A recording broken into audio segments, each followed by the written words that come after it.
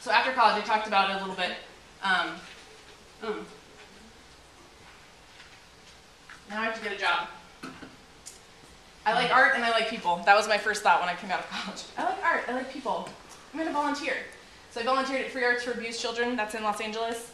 And I wrote photography programs, and I worked with kids who were in domestic violence shelters who'd been taken out of their homes forcibly, so they did not want to leave their homes even if they were in abuse situations. I also worked for a company called Art in Action. So the public art system in the town where I grew up was basically taken away through budget cuts. So this group of people decided, well, we're going to bring art back into the schools. So they had basically art on a cart in a car that you drove to a school, and you unloaded your trunk, and then you would help students, K through 12 or whatever, learn art. And then I got a job that paid me money. So I worked in a bookstore, small independent bookstore. I worked there for almost 5 years, or maybe more than 5 years, I can't remember now. And I started out just working at the counter, and then I ended up working in the ordering department. I was doing assistant manager stuff, and I was doing all the displays and the visuals for the whole place. So there was I just immediately kind of moved around and figured out what I really liked to do there. I learned all the stuff that I needed to learn, and then eventually I moved on. I started my own house sitting, dog sitting business, because when you need scratch, that's a good thing to do if you're like, hey, I'll watch your dog. If you can walk dogs, I recommend this as a good side business. I also taught art for K through 7th graders at a Catholic school. You don't need to have a degree to teach in Catholic school. So that was awesome. So I did that. And I formed Young Minds, which is really cool. That job really taught me about privilege and what privilege means. So most of the students there, their parents were not English speakers. Mostly they were Spanish speakers. A lot of the students I had never used scissors before or used glue. They had no access to crayons. There's one student in particular whose sixth grade sister who was in 6th grade, was actually taking care of all the kids while both of her parents worked like 3 jobs. So the 6th graders don't have a lot of time to like help a little kid learn how to use scissors if they're trying to do everything else too. So I had that experience. And then I taught a darkroom class at a community college. And all of these random things led up to something big, it's true. So this is quickly just a page from my calendar when I was doing all of that stuff. Pretty much, you can see from 8 o'clock to 9 o'clock at night, I was doing something every second of the day. How many of you have a planner that looks something like this? Really, that's it? You said you were MBA students? You sure you don't have more stuff? Okay. So, I mean, literally, every half an hour I had something that I was doing, and I had to write it down in my planner. And if I lost my planner, it would have been screwed, because it had everything that I needed to have in it completely. This one at the bottom, phone date with Adrian, that's my BFF. Don't forget, it says in parentheses, like really don't forget, because she's important. So at the bookstore, I was trying to find another job, and so I was looking for a job in the Academy of Art to see if I could work there as someone who was advising students about going to art school. That's what I thought. I know, I'll do that. Weird that I'm now working with students. So my friend was like, you're a dumbass. And I said, why? I mean, why today? And he said, why don't you go and learn how to take photographs for real? And I was like, okay. And he said, no, you want to be an artist, but you won't let yourself be an artist. You're the person who's like around artists, and you're trying to like help people make art. You should just go and do it. And I said, okay, fine. So I did, and I got in, which was awesome. It wasn't hard. But the program was really hard. The program was hard. And I learned so much about myself in that experience. Grad school for me was about 2.5 years.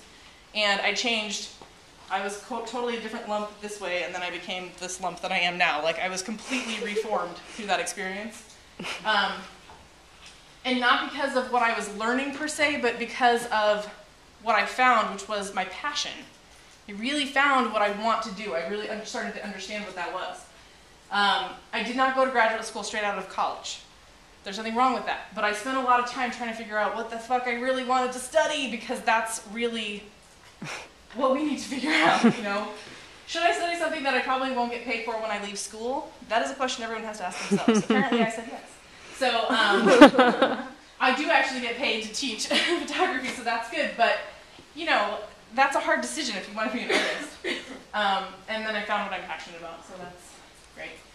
This was my mentor in school about being an artist. Being an artist means you mediate beauty to the rest of the world. In fact, call up your parents and tell them, hey, Mom and Dad, guess what? I want to mediate beauty to the rest of the world. Because that's not weird at all to say to people. But that is what I'm trying to do. So I'm really trying to form my experience, have my experience, and I'm trying to put that through another medium and then talk to other people about that. So here's more of the work. So these are all, you can't tell from these, but these are all small 4x5 prints that I make like this, and I shoot one of those huge cameras that has the big bellows on it that Ansel Adams, you know, used with the big dark thing. And they're of me, right? So how do I do that?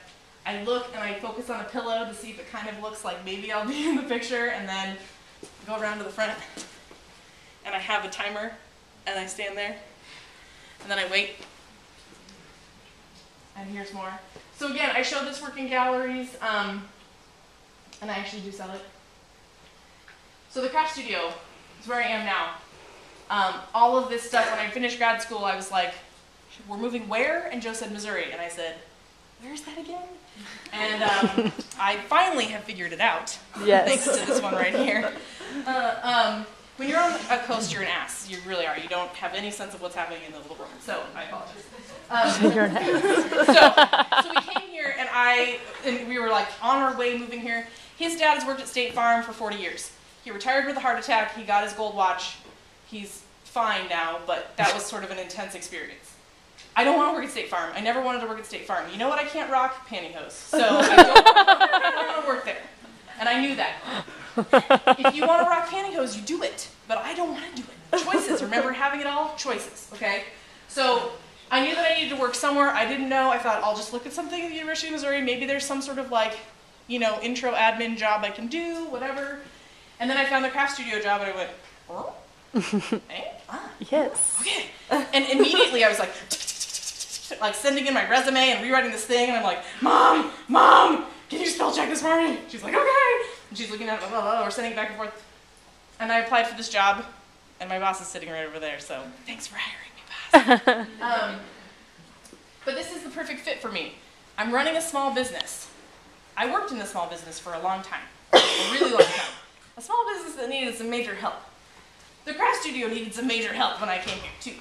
So that's something, I like projects. I like to fix things. I like to get in on the inside and work things out and make it better when I need it. So that's one thing. Job satisfaction, I've got it. I totally love what I do. A job in the arts, right? All these other little jobs that I have are always dealing with the arts. I got that too. And I get to teach photography, which I love teaching. Like, I feel sort of naturally high when I'm done with it, which is really weird but great. And the other night, if anyone was in my darkroom review class, I'm sorry that I was really like on crack, but I was really like, yeah, really excited, because it was the first class that I was teaching again, and I was like dancing around, and people were like, what is going on? So I swear I'm not always like that, but sometimes. So I get to teach photography, which is totally my jam. I feel passionate about the work that I do. It's important to me to keep a place like the craft studio open, where anybody can go and make art. If art was your jam in high school, and you're like, I really wanted to, like, you know, sculpt with clay or something, and your parents were like, you gotta get a real job. So then they made you major in, like, nursing, which is great. You can go to the craft studio and still get your jam on. And that's actually who comes, or people who are stressed out with all of the stuff that they're doing in their school life. Sarah's nodding, she understands. So really we have people who are in biomedical engineering, is that what it's called? Yeah. We've got people who are in nursing, we've got people in engineering, we've got MBA students who are coming, they're like stressed out, so they're like, I will make something with clay. And I it was good. literally walk out like, okay, I'm fine now. So, you know, some people are like, art, schmart, whatever. You can still feel that way, but it really is changing people's lives. I know I'm a hippie, so just go with me. But it really does affect you. It makes you feel better to get your hands dirty and do something that has nothing to do with the other stuff that you do every day. Another great thing is I can bring my daughter to work. Like, really good. Thanks, boss.